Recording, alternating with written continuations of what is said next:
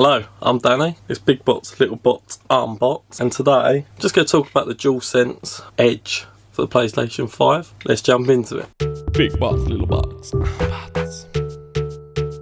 So firstly, it's not a cheap product, but then if you compare it to its competitors like the Scuff, they're similarly priced, but it depends what you're after. Now what I would say PlayStation have done really well with this is made it user friendly. Now the average consumer's not going to go out and look for like a Scuff pad. If you're in a shop, you don't know loads about controllers. This is probably quite easy to upsell if someone's got the money, because you can explain that it's an official product, works flawlessly, easy to customise, it's a improved controller. Whereas if you start saying to someone about a Scuff controller and they see the price is the same and they don't really understand the differences, then that's a harder sell.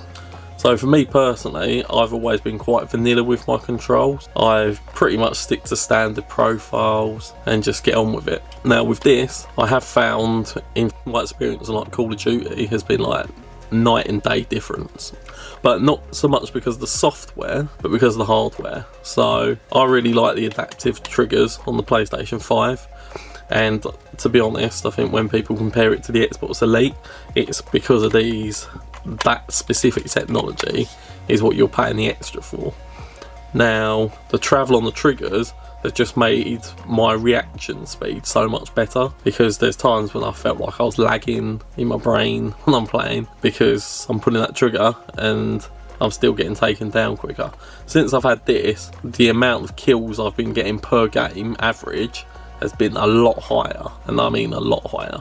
So that alone has solved a lot of my issues that I personally have with reaction time.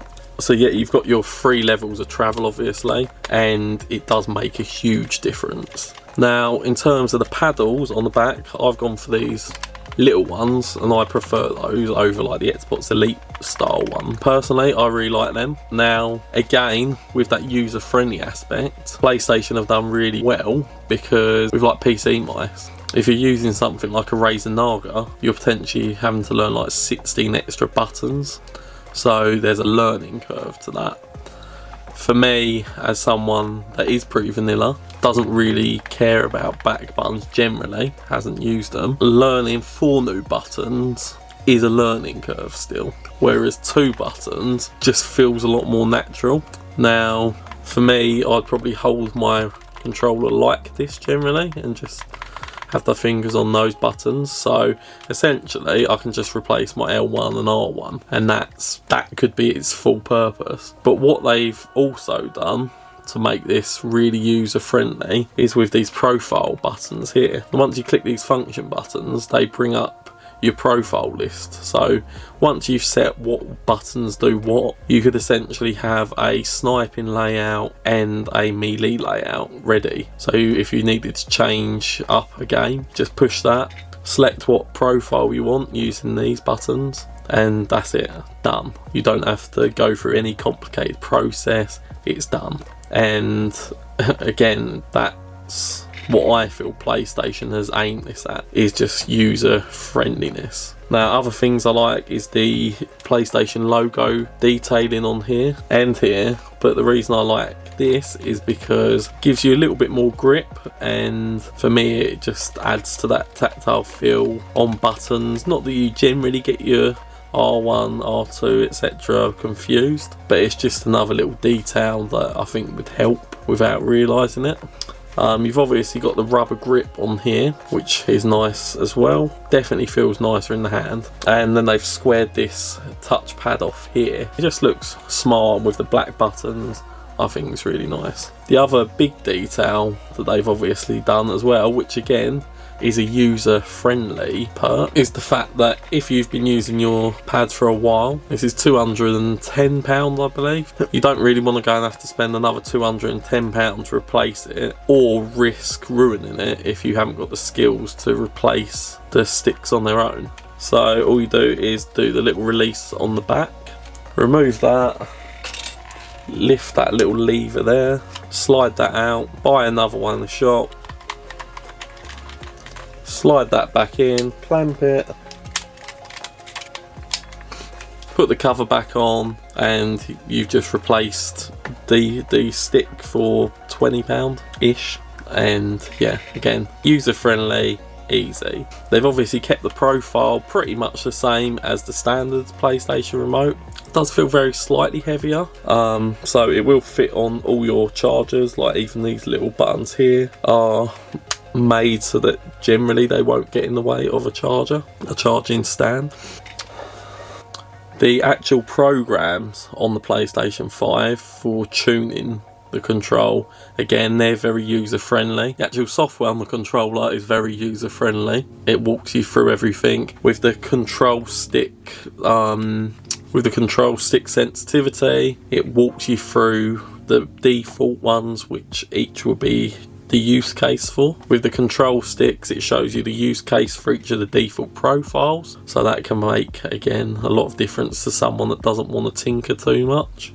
And again, it's just really easy to access. So versus the Xbox Elite controller, obviously they're not cross compatible, but you've got the 4 buttons here. Now that might not be ideal for a beginner. You can obviously take 2 off. It is nice to have the options. You also got the added advantage of being able to change the D-pad out, which would be something nice to see in the future with like an Edge, a V2. You can also adjust the sensitivity here, but the physical movement of the joysticks. So that's another thing over the PlayStation it has. The keycaps are magnetic, which is nice, but I prefer the fact that with these, if you're not going to change them out too often, the fact that that's physically stuck in means if you are travelling with it, you're less likely to lose them. And what this does have over the Elite style is the fact that you can just access those profiles so easy. Now, I've not personally tried the SCUF controller, so I can't comment on how that will perform versus the PlayStation remote, but because they're a Corsair product, I'd imagine they are high quality and favoured by a lot of gamers. Again though, what is going to happen with a lot of people is this is going to be an entry into that world. Do you need 4 extra buttons? Is going to then become a different question because you would have already been used to 2 extra buttons. So, sounds silly, but it will make a difference to a lot of people that haven't used it before. Personally, I think it's nice to have the 4 button option, but again, I think PlayStation were just going for complete user friendliness. So, my personal thoughts and feelings on this is it's a really good product. It would be nice to see the price drop a little bit, but because of the demand with PlayStation products in general at the moment, I don't think they need to do that themselves. Now, the other big thing that's been a talking point with this is the fact that the battery only lasts about 2.5 hours. The 2.5 hours obviously isn't a long time if you're gaming all day. For the average consumer, which I'm sure this is aimed at, it will last long enough. Now with this, obviously you've got the clamp that will stop this being able to be pulled out once it's plugged in with the braided cable. So for me, coming from a background where I haven't always had wireless controllers, I do like wireless controllers obviously, and that's what I prefer, but it's not really been a hardship for me to use the wired controller setup. On my telly, could probably do with another meter for the distance I'm sitting away. Not the end of the world though. For a PC, could have it plugged in all day, wouldn't bother me. But again, I do understand why that bothers some people, but I think it's probably, for the average consumer, not so much a problem. Now finally, just looking at the cases, I personally prefer the Edge case, because it's got the solid plastic shell on it, versus the Xbox fabric shell. Now, even though that's white, I'm sure that's just easier to clean in general. When it comes to inside, both of them allow you to charge the controller while the case is on. With the Xbox, you've got this little magnetic base, so you could sit that on your desk. So that is nice because it has got an included charger, so that's definitely a win for the Xbox. For the PlayStation, however, it just has a hole so you can plug your USB-C straight into it. You've also got the space for your extra stick unit if you need to replace that. I didn't purchase an additional one yet because I don't see me needing one for a while. Other than that, cases are both pretty similar, function the same. Got the same amount of sticks. Again, the only thing that would be nice, for the PlayStation is to have the directional pad that you can change, which the Xbox does have. The Xbox has 1 zip pull versus the PlayStation's 2 zip pull, so I guess that's a win for the PlayStation. So just my final thoughts on the Edge.